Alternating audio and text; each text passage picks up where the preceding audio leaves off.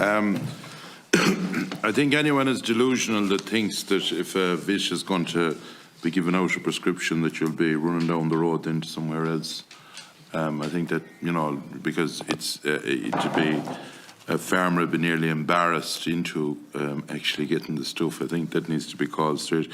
My understanding at the moment, and you may or may not comment on this, is that it's in double-digit figures, and I know the chair, in fairness to him, is bringing a bill or putting a bill forward of the amount of veterinary practices that are basically being scouted or being sold to, or in the process of it, to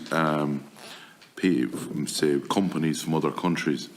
My understanding is that there is a figure when those businesses are being sold for the medicine side of it being looked into, which gives you more money, to be quite frank about it, makes it more valuable. Have you looked at an angle where there's part of your business being taken away that basically to make a fair living? Have you looked at anything on that, either of you? I suppose just to comment in regard to the move into the Irish market of what we'll refer to as the corporates. Yeah. Corporates are active in buying veterinary practices throughout Ireland, have no doubt about that. And like anybody that buys a business, if you invest a substantial amount of money in buying a business, you're looking for a return. And you get a return from your business, obviously, by doing two things: increasing sales and increasing margin. If the current proposal was carried through as it's proposed at the moment, that obviously would move the emphasis of the sales to veterinary practices. So that would be the way they'd increase their volume of business. If you then end up in a situation where only one stakeholder group are involved in the supply of any product, you basically end up with it would be anti-competitive, I suppose would be the word to describe it, really. And then you can dominate the market. You can create whichever price you wish, because remember, if a corporate owns, it doesn't take over a veterinary practice, it takes over a group of veterinary practices that would be geographically near to each other. So then it can dominate a certain sector of the industry in a county or the county in its entirety. They didn't have the ability. Everybody is a customer of that veterinary practice. The veterinary practice, they're the only people who can issue a prescription. They hold all the trump cards in their hand. They issue the prescription, so they carry out the diagnosis, they prescribe the product, and they also supply it. The world really is their oyster. And you're standing at the counter, and as you can appreciate, when you're standing at the counter, you're getting a product that can't be supplied anywhere else. Well, obviously, the ability of the retailer to get an increased margin, it's presenting itself in front of him. And anybody that's commercially driven, they take the margin. Okay. Does that pick up on where you're? Nicola, she wants to answer on behalf of the farmers as well. Yeah, okay. Nicola Cantwell. Hi, thank you very much. I suppose I just want to go back to, there was a question there asked about the legal advice that was given in relation to the fact that responsible persons couldn't dispense prescriptions. And I think it's quite difficult because we don't have all of the information. We haven't seen the advice, but we also don't know exactly what the question is that was asked at that particular time. And I think in common with the licensed merchants and the co-ops and ourselves, we all want to know if the derogation will apply to us, because we were prescribing, when you go back to 2007, the way the tradition of veterinary medicines, including the antiparasitics, have been supplied was by us dispensing or de facto prescribing, whatever way you like to do it. And I think the general consensus seems to be that we need a solution to the situation we're in at the moment. And the only way to get a solution and to have everything in place for the projected date, which is the 1st of December, is to have a strong regime in place to protect anthelminthics. And this is only going to be achieved with a collaborative approach. There's 4 main stakeholders in the situation we're in at the moment. 3 of these 4 are suffering, and we need to look at how the 4 groups can work together. If you go across and look at the UK, they were able to halve the sales of antibiotics for food-producing animals just by using collaboration between the government and the stakeholders. And I think this is what we need to do. And I'd like to see, if it was possible, I'd like to see either the Minister or this committee contact the Attorney General and specifically ask them how this derogation comes into play for licensed merchants, responsible persons and pharmacists. I think the three main stakeholders need to be considered in this approach. And I think the only way we can do that is if the Attorney General gives specific guidance for these stakeholders. We all have our legal advice that tells us that we were prescribing, that this derogation should be continued, and that the situation as is at the moment should be allowed to continue. So I wonder, would that be possible? Okay.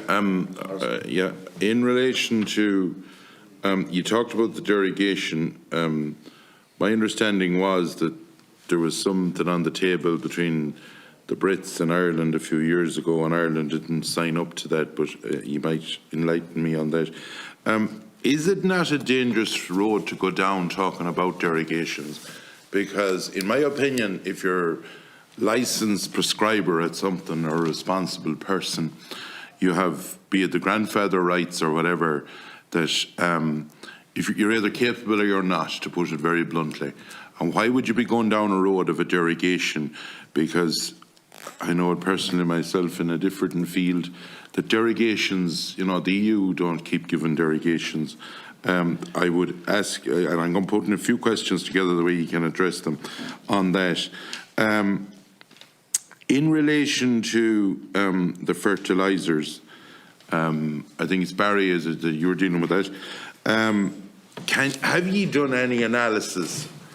Like, we were out today, some of us in across the road meeting, say, the companies that basically make stints and different stuff here in Ireland, the pharma crowds, and there's new regulation coming in for them that where you get a CE mark one time was 35,000, it's costing 235 now on 3 or 4 years of a wait. The same thing seems to be coming, say, with more paperwork for, be it fertiliser, and more paperwork for this EU paperwork trail that seems to be coming the whole time.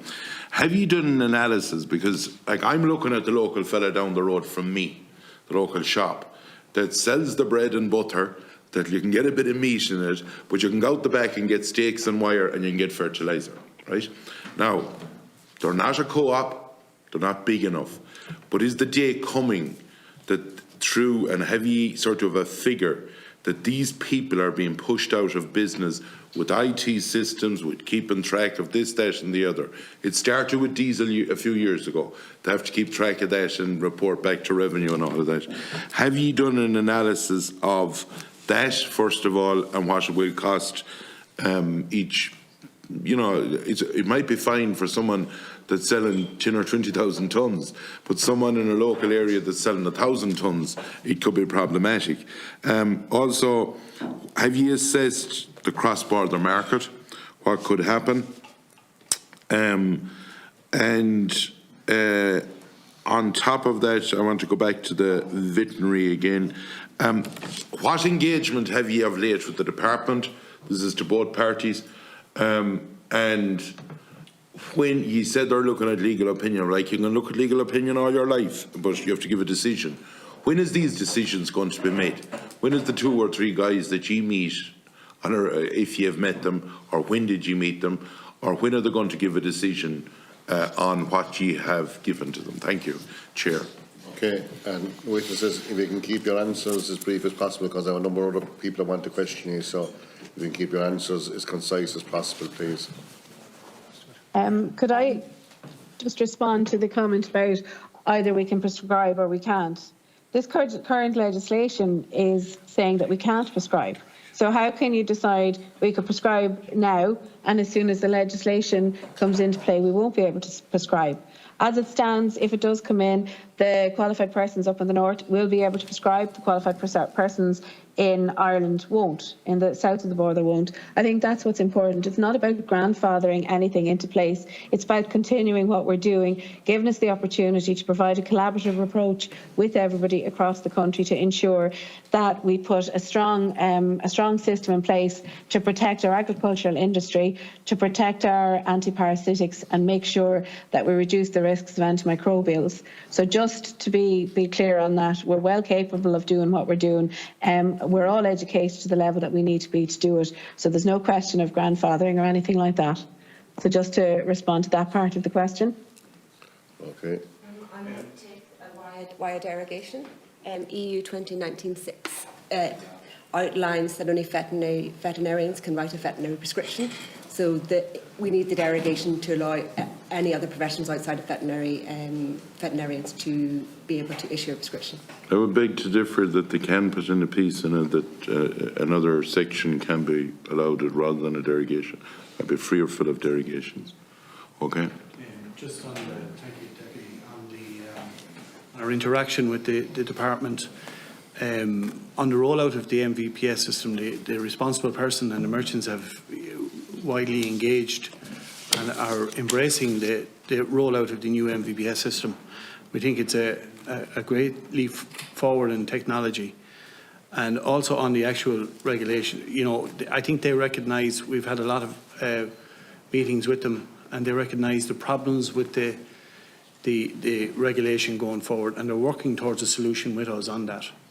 So well, I can't give you a time frame on it, but we're working on it at the moment with them. Would it be 3 months or 6 months or 2 months? Or? Well, we'll be hoping in the next 2 to 3 months that it'll be sorted. Mm-hmm. Barry? Just to touch on the fertiliser questions. There's 2 parts to that, Deputy, and to answer your question, have we done an analysis of costs? The simple answer is no, we haven't. But there are reasons for that. We've tried. But just to go back to your example of where you go down to your local store who does a bit of milk and bread and butter, and then they got a bit of fertiliser, a few steaks and a bit of wire in the background. If you take, like I mentioned in that statement I made earlier, if you take any one of those things out of that business, it may become unviable. The likes of animal health or fertiliser or the hardware. So it's the costs incurred for that type of business is going to have greater effects, like you said, rather than someone who's selling 10 or 20,000 tonnes. But the reasons we haven't done analysis of costs, and we can, while we might try, we are unsure about this API system. This API system where it links the department's IT system with the agri-retailer's IT system. We have been given no direction on that yet. And I suppose, in my view, it's overly comprehensive. It's overly incurring of costs on all of these businesses. I've spoke to a couple of IT people who maintain there are ways that a report can be generated from my IT system to suffice and for the department's IT system to withdraw the data out of. So it's impossible to do the costs when we don't actually know where we're going, what's entailed in this API link between systems. But just to give you an example, the multi-species sward scheme was introduced this year, and while it worked very well, and we're all very happy to be part of it, the administrative burden was put back on the trade rather than taken up by the Department of Agriculture, and that is causing huge problems. Essentially, the benefit of that scheme was given out on day of purchase, but yet there are still merchants across the country waiting for payment 4 months later. So it's those type of problems that will arise. We have administrative costs, training costs and IT costs, but it's hard to quantify what's required there. In terms of the cross-border market, not much different to the animal health. There's free movement of goods across the border of Ireland, and it's a case, I mentioned it there, if I want a load of fertiliser and I'm a farmer in Cork, all I do is pick up the phone and there's a load of fertiliser in my yard within days. But that fertiliser does not have to be recorded. That has been happening over the last number of years, cross-border trade in the border counties, and like I said, in commercialisation, it's happening more frequently. But for the guys who are pushing boundaries, that's where the shortfall in data. Essentially, the guys who are pushing boundaries are possibly the ones who are causing the problems with the water quality, and they're the ones who will continue to purchase across the border. So if we could have an all-Ireland approach, which is difficult, but if we could have an all-Ireland approach, it would be better. Or to put the onus back on the farmer to declare his fertiliser purchases on an ongoing basis, rather than having the merchant to do it for them. Okay. Thank you.